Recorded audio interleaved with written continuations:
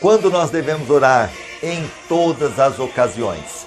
Efésios 6,18, com toda oração e súplica, orando em todo tempo no Espírito e para o mesmo fim, vigiando com toda a perseverança e súplica por todos os santos. Lembrando que cada um de nós somos santificados em Jesus, então orando um pelos outros. Salmo 116, versículo 1 e 2. Amo ao Senhor, porque Ele ouve a minha voz e a minha súplica. Porque inclina para mim o seu ouvido, invocá-lo-ei enquanto viver. Então, quando nós devemos orar? Nós vamos invocá-lo enquanto vivermos. Lucas 18:1, contou-lhe também uma parábola sobre o dever de orar sempre e nunca desfalecer. A gente não pode desfalecer da oração, temos que orar sempre. 1 Tessalonicenses 5,17, orai sem cessar. A palavra de Deus nos dando a direção, ore sem cessar. Está no carro, ore. Está lavando a louça, ore. Está muitas vezes viajando, ore. Seu pensamento ligado constantemente com Deus. A oração, conforme temos visto, é no seu conceito mais elevado.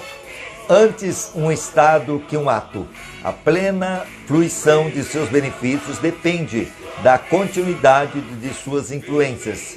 Se limitarmos a oração, reduzindo a experiências diárias isoladas, separando essas por longos períodos em branco durante as quais a alma não tem visão de Deus para o seu refrigério, a oração não será outra coisa senão um trabalho árduo e frequentemente enfadonho. Então, se nós não tivermos um relacionamento com Deus, a oração só vai ser na hora que a gente precisa, e aí muitas vezes não vamos ter a resposta de imediato, porque não temos reservas com Deus, e aí muitas vezes vai ser enfadonho e ao mesmo tempo não vai ter resultados que a gente gostaria. Então devemos orar sempre em todas as ocasiões sem cessar.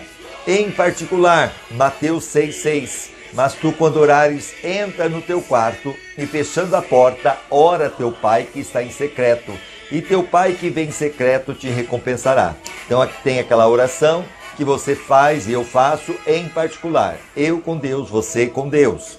Mateus 14:23, tendo-os despedido, subiu ao monte para orar, à parte, e ao anoitecer estava ali sozinho. Quem que estava sozinho orando? Jesus. A pergunta é, Jesus precisava orar? Ele é o Filho de Deus, mas ele deixou o exemplo que é necessário orarmos. Na oração particular devemos procurar um local isolado, onde possamos ficar a sós com Deus. Agora a oração em público, Atos 27:35. E havendo dito isto, tomou o pão, deu graças a Deus na presença de todos, e partindo começou a comer. Então Jesus aqui na multiplicação dos pães e peixes, ele ora antes, na presença da multidão. Então muitas vezes é o que nós fazemos. João 11:41, tiraram então a pedra, e Jesus levantando os olhos ao céu disse, Pai, graças te dou, porque me ouviste. Aqui na ressurreição de Lázaro, Jesus orando em público. João 17:1, depois de assim falar, Jesus levantando os olhos ao céu disse, Pai, é chegada a hora, glorifica teu filho, para que também o teu filho te glorifique.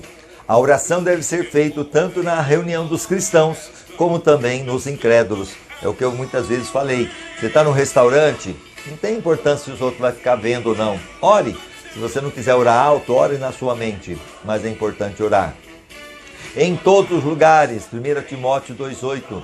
Quero, pois, que os homens orem em todo lugar, levantando as mãos santas, sem ira nem contenda, e qualquer lugar neste mundo pode ser uma autêntica Betel, um lugar de encontro com Deus, uma casa de oração. Então Betel foi o lugar de Jacó, que teve um encontro com Deus. Então qualquer lugar deste mundo você pode entrar na presença de Deus, ter um encontro real com Deus, como agora ao meio-dia. Modo e atitude do corpo não é importante nem é determinada na Bíblia. Então eu posso orar de pé? Olha Marcos 11:25.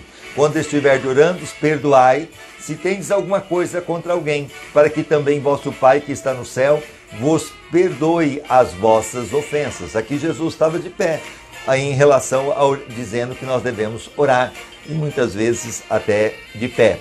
De joelhos, 1 Reis 8:54.